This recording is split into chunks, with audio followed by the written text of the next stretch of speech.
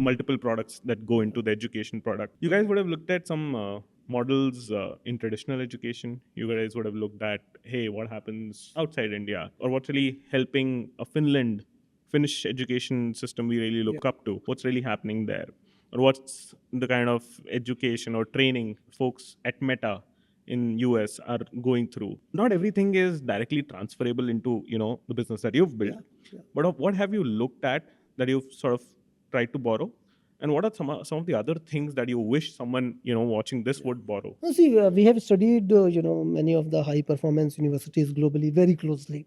Spoke to a lot of, people who studied there, people who teach there, their management, etc. Right. Be it, let's say, Tsinghua University in China, or the Zhejiang University in China. You have China's doing good in education. Oh, fantastically well. Yeah. Actually, yeah. Like they're on a very measurable metric. They're doing amazingly well. We have to acknowledge that, right? But at the same time, just the way, let's say, a Finland or like any of the Nordics or Chinese education system, you cannot just copy anything. Right? India is a unique country. We have our own unique culture, unique socio-economic dynamics. So most things you can't just copy over.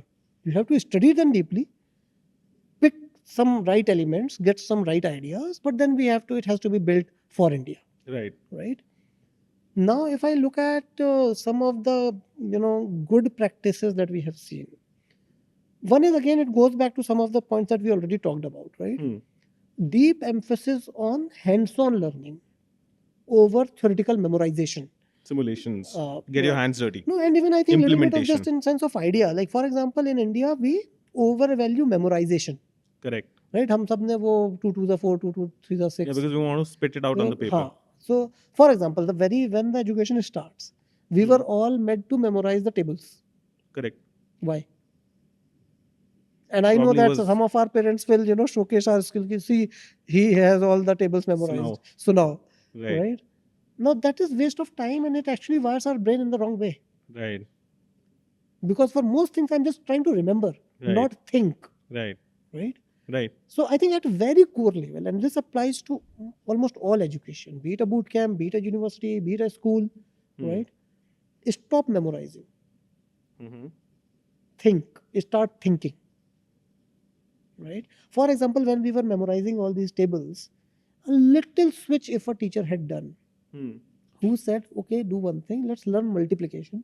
And whenever you need to write table of any number to whatever length, just keep doing the multiplication.